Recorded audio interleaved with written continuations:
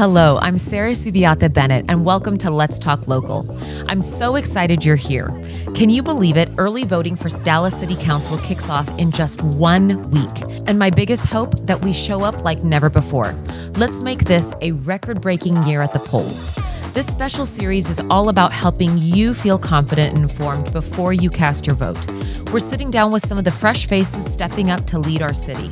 And today, I get to introduce you to one of them. Jose Rivas is running in District 7, and let me tell you, his connection to Dallas runs deep.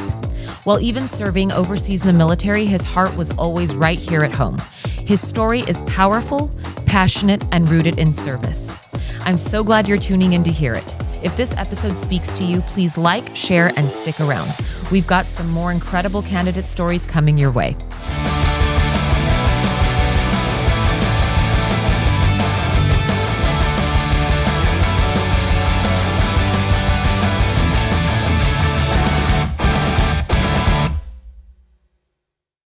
Jose? Yes.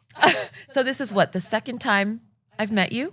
Yes. I interacted with you, just a few minutes the other day, and yeah, it was really neat to meet you. Yeah, it was nice to meet you. Because I've heard so much. I heard so much about you. Oh, okay. And I've seen some nice. of your podcast Yes, videos yes. with various people, and I was like, well, I never got the call, so I guess staying low under the radar, which is kind of what I'm used to. I really am kind of a really under the radar kind of guy. I don't like spotlight. Yep. Makes me super nervous. Plus, that's just who I am as a professional. I've always been when you're in the national security world, you stay under the radar. I get it. And you don't talk to media. So this is like everything that has gone against everything I've ever known for the last 30, 40 years of my life. Yeah, I'm just happy you're here, and I'm grateful to you for being able to push through that discomfort of just coming on here and having a conversation. Yeah. As you can see, it's really relaxed. It's easy, breezy, and just truth, right? Talking about truth. And I don't know if we disagree or agree on many spaces, but I so look forward to finding out. Well, me too. Good. And so, Jose, you're here representing a candidacy for a city council position for District 7. Right. Talk to me first and foremost about your relation to District 7, how familiar you are with it. Sure. And what has ignited this desire? Well, so I was born and raised here in Dallas, and grew up in my district, in my neighborhood of Parkdale. Love that. We moved there in the early 70s. My mom and dad did, with my brother and sister and I. And when I was in high school, we moved to Buckner Terrace because we were all getting older and we needed our own rooms, right? And so, and I went to high school at Skyline, and graduated. And once I graduated, I think my parents were like, okay, so now we have 2 kids now, because immediately when I graduated, I didn't stay home. I graduated on a Friday night, and on Saturday morning, I was on a plane to Orlando for boot camp. Oh. So I never spent one moment as a high school graduate, new adult, right? Yes. In the city of Dallas. I immediately went to boot camp and pretty much only came home to visit mom and dad and family. But so I lived there. And Dallas has always been my home of record. For example, that's kind of a big deal in the military, where you do your home of record. You can do it anywhere you want. But Dallas has always been my home. So if anything ever happened to me, my address was in my district, at my mom and dad's house. That was my permanent address. And there were times when I was able to vote in elections, and it was kind of fun to participate from afar, whether that was in Italy or Scotland or wherever I was. So born and raised in my district. And so it's hard to answer that question because people are like, well, you haven't lived here the whole time because you spent 22 years in the Navy and so you weren't here that whole time. And I was like, yeah, but it was. I mean, it allows for personal growth, right? Absolutely. And I'm real big on that, which is why this is kind of a big deal for me. Yeah. While when I first got the invitation, I was super. I just got anxious, right? Because it's new to me. It's not something that I do or seek out. And but I was like, you know what? This whole chapter, this whole little chapter of my life is about personal growth. And here we are. Yeah. So I love the fact that I grew up in my district. I know my neighborhoods. I've ridden my bike through all those neighborhoods. Whenever I looked at District 7, it broke my heart because I saw how much these people very much need and want and are yearning for more police. Yeah. I mean, it should break everyone's heart. It should. What's happening in District 7 in particular. And I say this because we've led the city in murders 4 out of the last 5 years. We currently lead the city. When I last looked, I think it was a week ago. And then, there were some claims about violent crime being down. And, okay, so maybe it is for the first 2 months of the year, of this year, maybe it's down. Okay, so I'm going to give them that. But when you pull the year-to-year numbers, District 7 leads in violent crime. That's right. Has led for the last 5 years, the city. That's right. That impacts our families. That impacts our business, what we can do. It impacts our city as a whole because we're not going to be able to, it affects our tax base. That's kind of what I'm getting at, So when we've got major issues like the police and fire pension, from what taxes in District 7 how much is District 7 contributing to that solution? So it's not just, personal safety. I was at a community meeting recently where there was a business owner who says, I've been broken into so many times. Yep. And he's not like on a little side street somewhere. He's on MLK Boulevard. Yep. Right by Fair Park. And the police aren't able to respond. And so it's not just affecting families, it's affecting businesses. That's right. That affects investment in our community.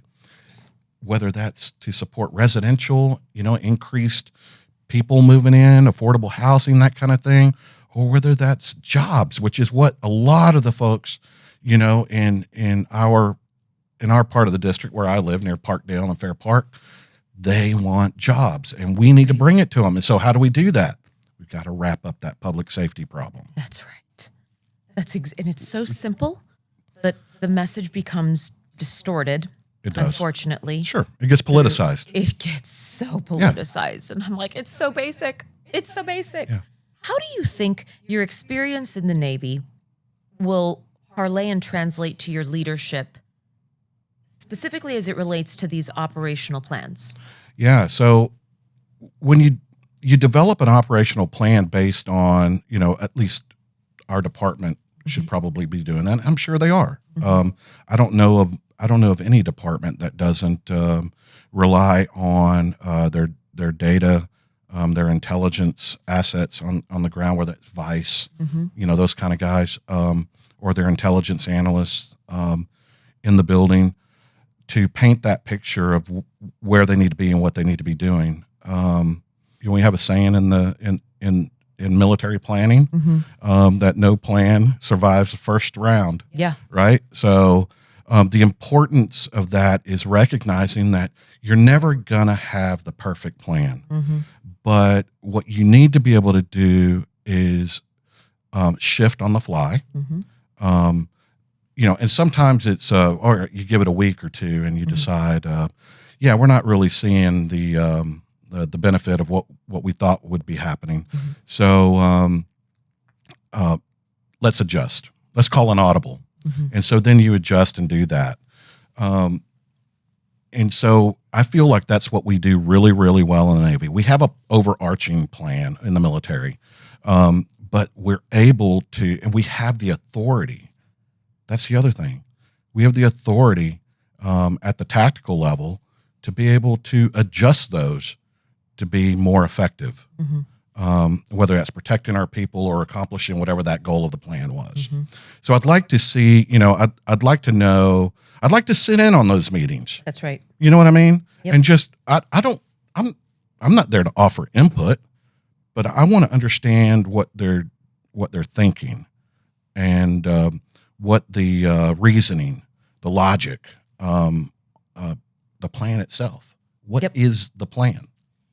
And what I love about your experience, you've worked with a community police oversight board, and you helped craft policy that protected residents during police transport. Can you speak to that? Yeah. So we had this case soon after I joined the board, and I was on there for 5 years, so I lose track of time.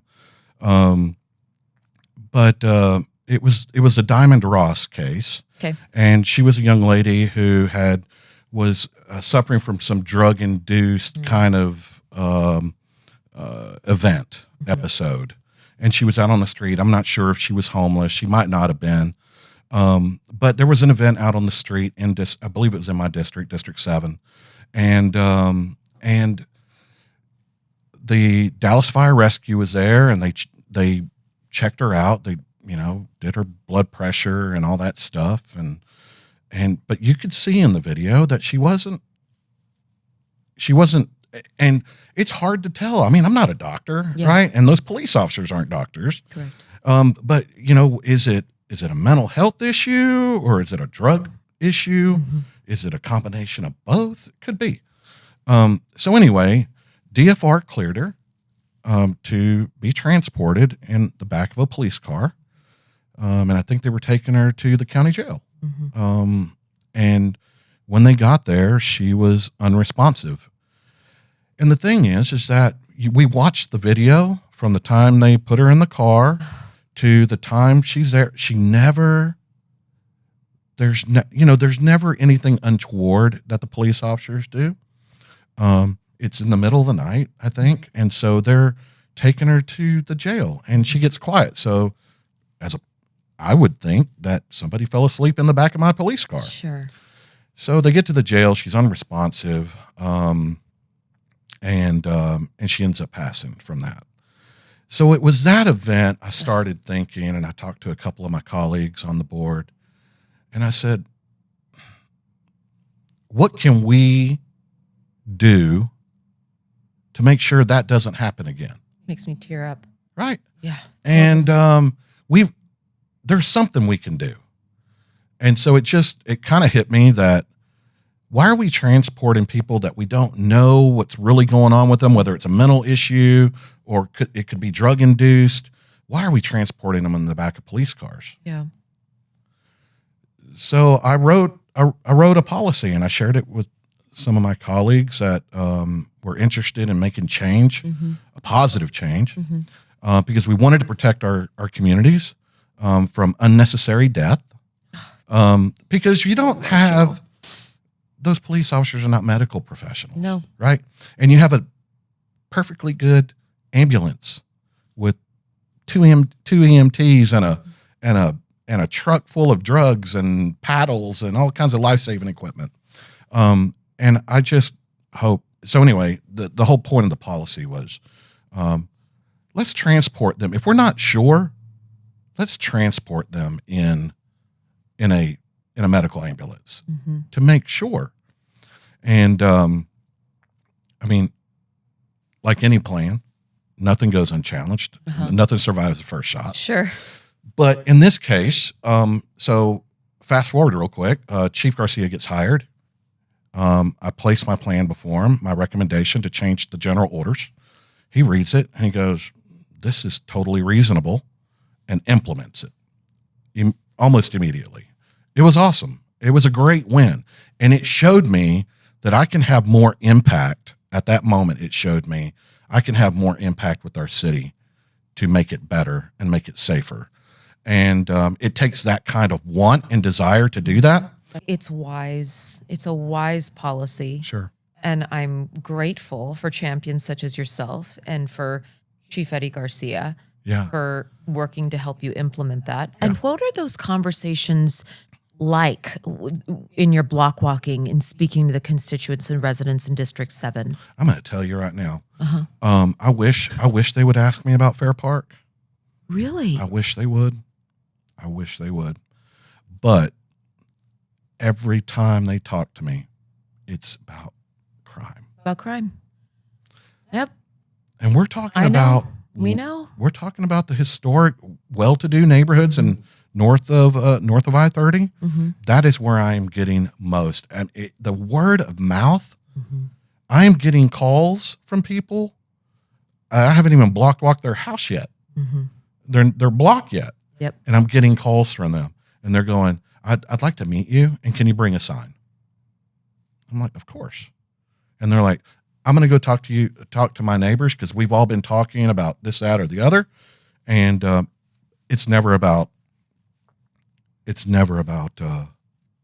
Fair Park or city manager, other important issues." Of course. No, Because that's not what is affecting them on the day-to-day. right?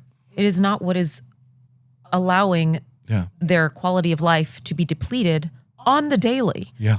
and for them to lose businesses and feel unsafe or their children. And it's so sad. I really want to work with our state reps to address the mental health issues in our community, city. I'm not sure, so I don't want to say that there is or isn't because I don't know. But I thought I heard that they were taking up mental health at the legislative session this year. They are, but it's kind of wrapped into homelessness initiatives, Okay. if you will. Okay. At least the legislation that I'm familiar with. Okay. It's going to wrap it into something comparable to Haven for the Hope, but locally they're calling it Refuge for Renewal and seeking funding from the state, Yeah. right, and from the county and from other areas just to meet that type of need Right. in the homelessness community particularly. But I'm not familiar with anything additional. I mean, sometimes you have people that are suffering from mental health issues that can be addressed, through treatment and whatnot, and they can get back on track and get back into society, right? And sometimes you have people who are, drug addiction and they need a similar path, right? They need to work through some of their issues as well and get back into society. But there are some, like mental health cases and people suffering from mental health issues that are a danger. And there's no amount of, first of all, you can't make them go to treatment. Correct. So if you can't make them go to treatment, then you can't make them take housing. But some people that I've spoken to and at some of my community meetings have said that they're dangerous and they're terrorizing, already vulnerable communities, right? Immigrant communities, very low income communities. They're terrorizing those folks. Yep. And so I would like to see our state lead the way in coming up with a fair and just, compassionate policy that deals with them as well, that is able to deal with them, right? Because there are some people who are not going to take the treatment at all, and they're not going to take the homelessness, and we need to figure out how we deal with that. There are some who are just flat out dangerous, and those are the ones that I'm more concerned about, that for everyone else's safety, that there needs to be a process by which the state can intervene. I don't know. I don't know how many, people are upset about what I just said, but to do nothing is not the answer. So if you've got a better idea, I am welcome to hear it. Jose, I can't tell you how refreshing it is to sit with you today. I do believe that you are a person who is genuine, smart, well experienced, and I just wish you so much luck in this upcoming race. I look forward to seeing you again at this event that I'll be moderating. Right. I'm grateful. I'm grateful for the opportunity. I got to tell you, I was scared to death coming in here. I know. I really was. You said that, and I was like, "Why? Why are you?" And then I told you. I said, Right. "You'll see. It's just super easy, just Yeah. very conversational, Sure. and it's not meant to trap or confuse, or Yeah, no. it's just to bring a platform to the Yeah. voices that have not yet been heard." That's what I love about what you've done today here. I tell you what, I never really felt nervous here. I love the fact that we just had a chance to talk. Of course. And there are no right or wrong answers. Mm-hmm. What we need to do is get better at sharing our ideas with one another Mm-hmm. and being accepting of those. That's right. It doesn't mean it's going to be instituted. It doesn't right. mean that it's going to be championed. Mm-hmm. But it's important to be able to have your voice heard. That's and that's right. all I want our residents to know is that you have a voice and you will have a representative Mm-hmm. that is looking out for you. Mm-hmm. Yes, I couldn't be more in agreement and appreciative. Thank you. And thank you for coming. Thank you. I appreciate it. You're so welcome. It was Thank you awesome. for being here.